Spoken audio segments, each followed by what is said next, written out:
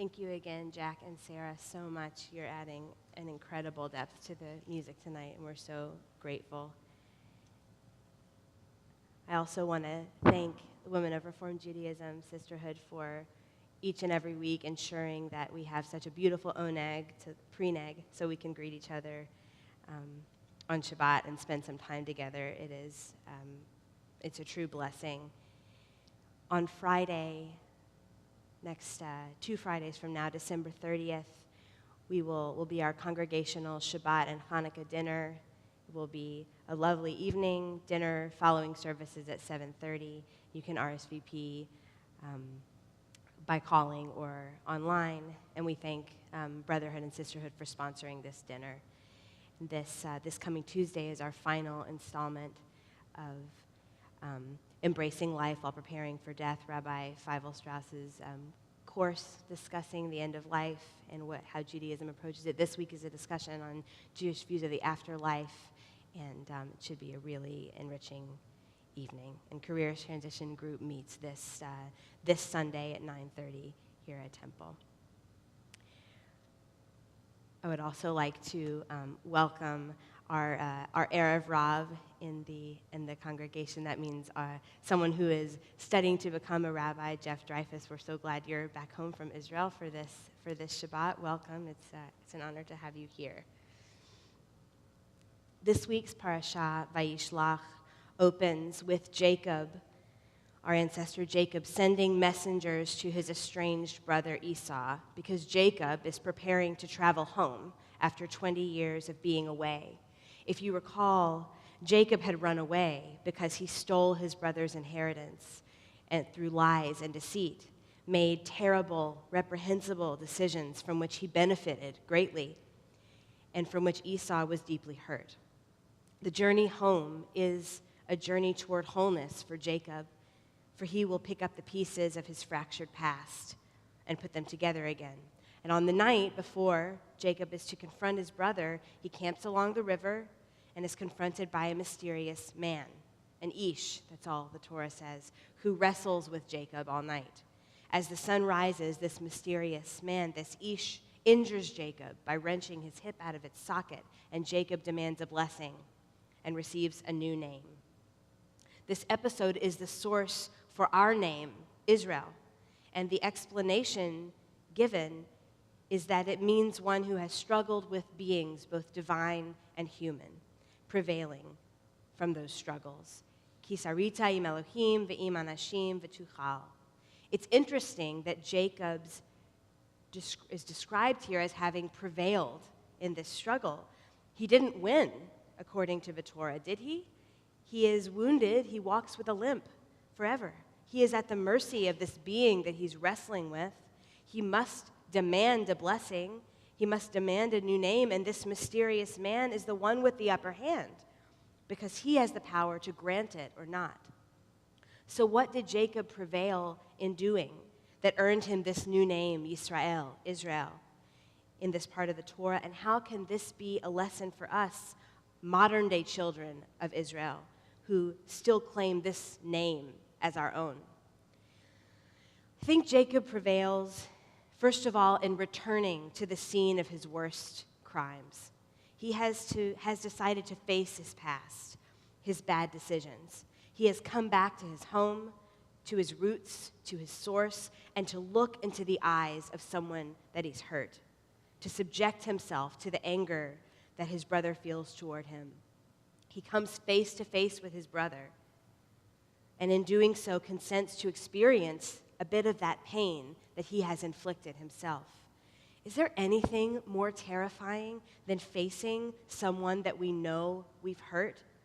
When someone overhears our gossip about them and calls us on it, when a loved one corners us and confronts us over selfish behavior, when we look into the eyes of someone who has less because we have more, the fear of what that moment will be like, how deeply it will strike into our hearts, can be an overwhelming fear. And Jacob prevails in facing it. How else does he prevail?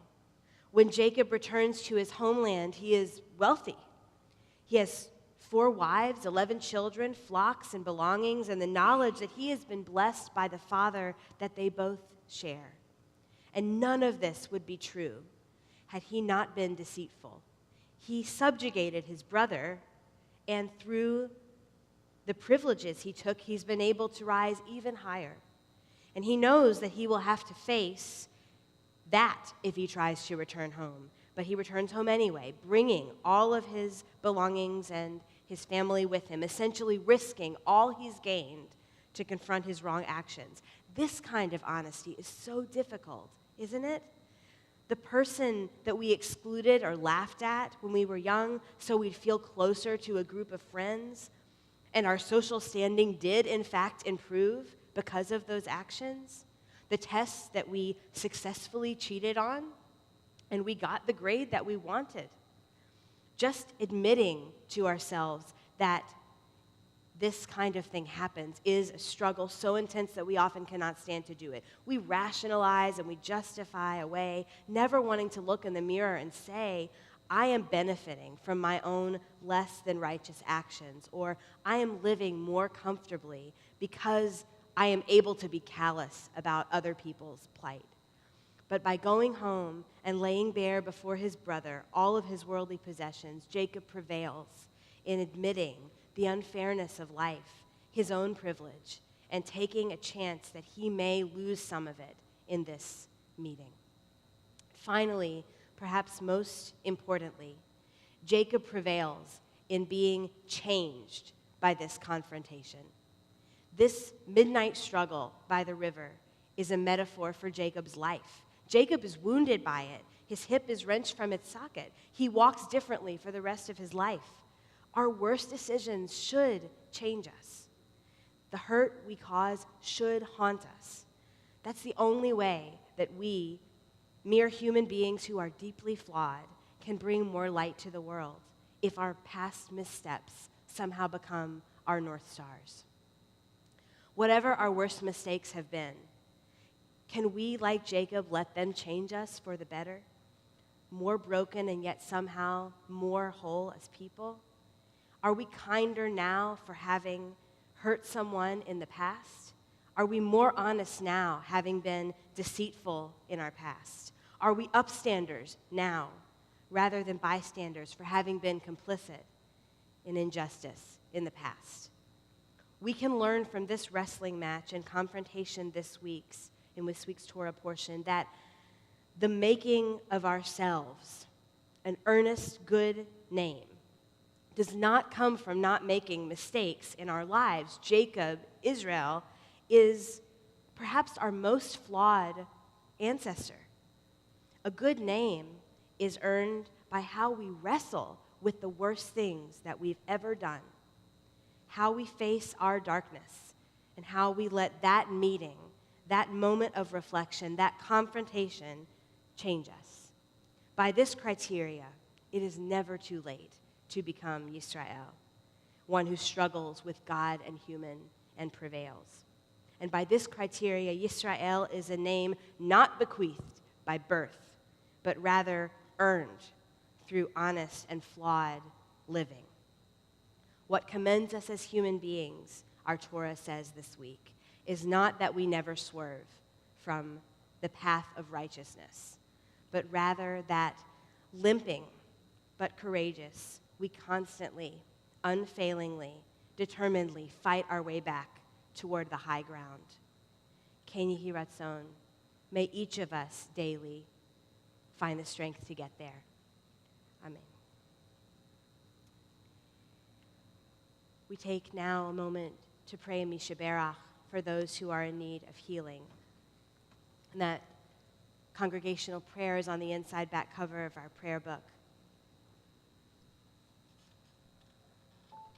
This Shabbat, nationally, interfaith, is a Shabbat on which our country is remembering victims of gun violence across the country, and in many churches, many synagogues, many mosques. We remember the lives needlessly taken and the broken families left behind.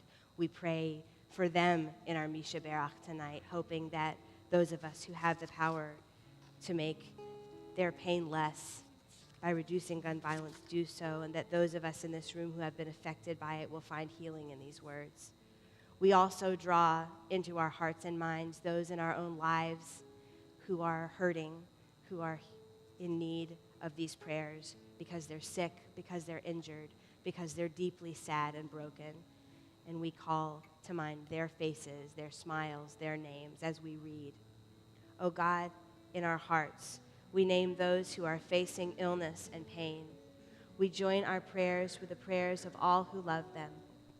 Give them renewed comfort and courage.